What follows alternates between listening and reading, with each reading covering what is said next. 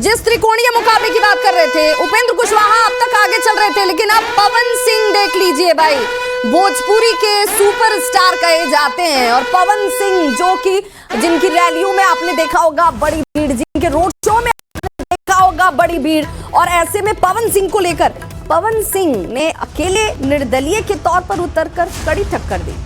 देखिए, अभी कुछ भी उनका वहाँ पर न कोई जनाधार है, न उनका कोई वहाँ पे कभी उन्होंने कोई काम किया है, और न वो जो भी स्टार छवि वो लेकर के आए, ये सब भीड़ जुटाई हुई भीड़ है। ये जुटाई हुई भीड़ से कुछ नहीं है, उन्हें आगे कर रही है। पवन सिंह आगे चल रहे हैं। उपेंद्र कुशवाहा जी पिछले 4 दशकों से बिहार के जनता की सेवा में निरंतरता के साथ लगे हुए हैं। निश्चित रूप से काराकाट में लोकसभा के सदस्य के रूप में 2014 से 19 उन्होंने अद्भुत काम किया, और काराकाट की जनता अपना बेटा स्थायी नेता उपेंद्र कुशवाहा के पक्ष में है, और निश्चित रूप से 4 बजने दीजिए, मतदान का प्रतिफल उपेंद्र जी के पक्ष में जाए। पवन सिंह अगर ठीक है, चलिए उन्होंने कोई काम नहीं किया, लेकिन वो तो कह रहे हैं कि मौका दीजिए फिर मैं काम करके दिखाता हूँ। एक्चुअली क्या है ना कि उपेंद्र जी पिछली बार भी फंस गए थे वहाँ पे उस सीट पे। दूसरी बात क्या है कि देखिए, पवन सिंह जो है वो एक भोजपुरी स्टार हैं, उनके पास कोई बैगेज तो है नहीं, केवल एक पॉपुलरिटी है। अब अगर इस तरह का उम्मीदवार कई बार आता है तो उसके पीछे लोग लग जाते हैं। अभी देखना पड़ेगा, ये रुझान 4-5 राउंड के बाद के होंगे तो देखना पड़ेगा। बड़ी खबर इस वक्त आ गई, बड़ी खबर। और देखिए, नित्यानंद राय इस वक्त भी जो जानकारी है, नित्यानंद राय उजियारपुर से पीछे चल रहे हैं, आलोक कुमार मेहता इस वक्त आगे चलते हुए। तो नित्यानंद राय बड़ा चेहरा बीजेपी के लिहाज से अगर देखा जाए तो नित्यानंद राय का कद बड़ा है, बड़ा चेहरा बिहार में, और वो पीछे चल रहे हैं। और ये ऐसा नहीं है कि वो आगे चल रहे थे और अब पीछे हो गए, वो अभी भी पीछे ही चल रहे हैं। और ऐसे में देख लीजिए जरा, भागलपुर से अजय कुमार मंडल भी पीछे चलते हुए, अजीत शर्मा जो है वो कांग्रेस की तरफ से इस वक्त आगे चल रहे हैं। तो भागलपुर की जंग भी इस बार बेहद दिलचस्प है।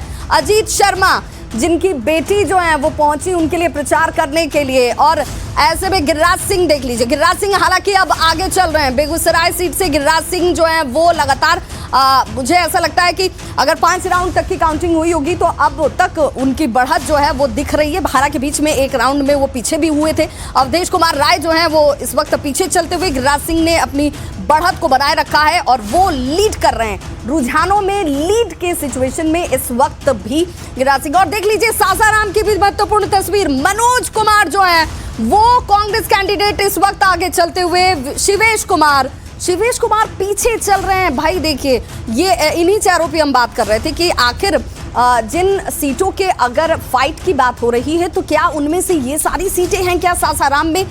शिवेश कुमार पीछे चल रहे हैं और मनोज कुमार कांग्रेस कैंडिडेट जो है वो इस वक्त बढ़त बनाए हुए आगे चलते हुए। किशनगंज की बात कर लेते हैं। किशनगंज में भी देख लीजिए, मुजाहिद आलम पहले भी पीछे थे, अभी भी पीछे चल रहे हैं। मोहम्मद जावेद। सीमांचल की सीटों की बात करें, सीमांचल पर हमेशा सिखाया जाता है कि भाई सीमांचल में बीजेपी नहीं, लेकिन ऐसा तो पिछली बार नहीं था। देखिए, सीमांचल में स्थितियां तो थोड़ी सी अलग रहती हैं, क्योंकि मुस्लिम मतदाता ज़्यादा हैं वहाँ पे, लेकिन उसके बावजूद भी बीजेपी की अच्छी परफॉर्मेंस रही है, और इस बार भी सहयोगी दलों के साथ उसका अच्छा रहेगा। सीमांचल में क्या होगा? सीमांचल बिहार का हृदय है, और बिहार की सम्मानित जनता ने प्रधानमंत्री मोदी जी के विकास उन्मुखी नीतियों से प्रभावित होकर वोट किया है।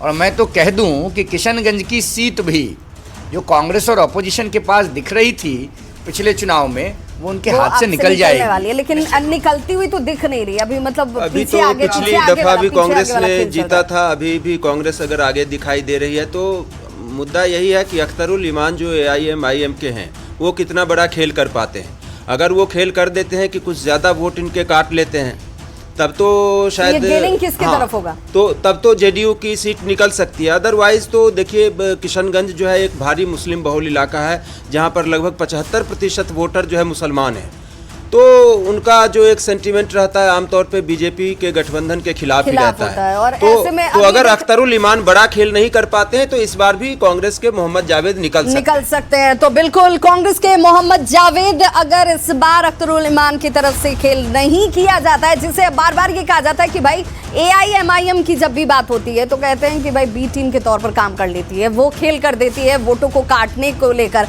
और इस बार क्या मोहम्मद जावेद जो है वो इस लीड जो सिचुएशन आपको नजर आ रही होगी हरे रंग में, वो इस वक्त आगे जो चल रहे हैं वो लगातार क्या इसे कंटिन्यू कर पाते हैं ये देखना होगा। और बड़ी खबर देखिए लगातार सामने आती हुई, बेगूसराय से गिरिराज सिंह अपनी बढ़त को बनाए हुए हैं, वो लीड कर रहे हैं और अभी भी उनकी वोटों की संख्या जो है अपने अपोनेंट से ज्यादा नजर आती है।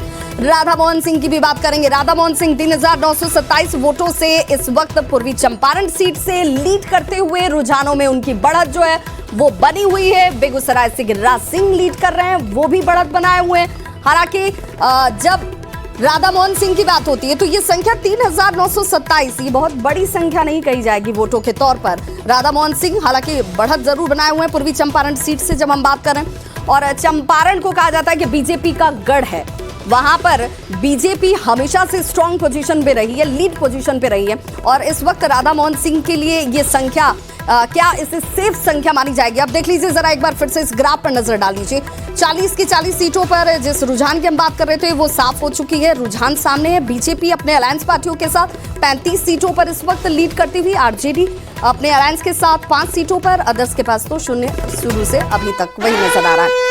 और बड़ी खबर इस वक्त आ रही है, बड़ी खबर के लिए सीधे रुख कर लेते हैं शिप्रा का। इस वक्त की बड़ी खबर दर्शकों को बता दें, बेगूसराय से गिरिराज सिंह लगातार आगे बने हुए हैं, जो हम बता भी रहे हैं। और देखिए 7,039 वोट से गिरिराज सिंह आगे बढ़ रहे हैं। राधा मोहन सिंह की बात कर लीजिए, 3,927 वोट से आगे। रविशंकर प्रसाद 2,145 वोट से आगे। आलोक कुमार सुमन 6500 वोट से आगे चल रहे हैं। तो बेगूसराय से लगातार गिरिराज सिंह जो है वो बढ़त बनाए हुए हैं। गिरिराज सिंह अभी 7,039 वोट से आगे चल रहे हैं फिलहाल। राधा मोहन सिंह के बारे में आपको बताया 3,927 वोट से अभी आगे चल रहे हैं। तो रविशंकर प्रसाद 2,145 वोट से आगे चल रहे हैं। विभा बिल्कुल, तो देखिए गिरिराज सिंह आगे चल रहे हैं, आलोक कुमार सुमन आगे चल रहे हैं।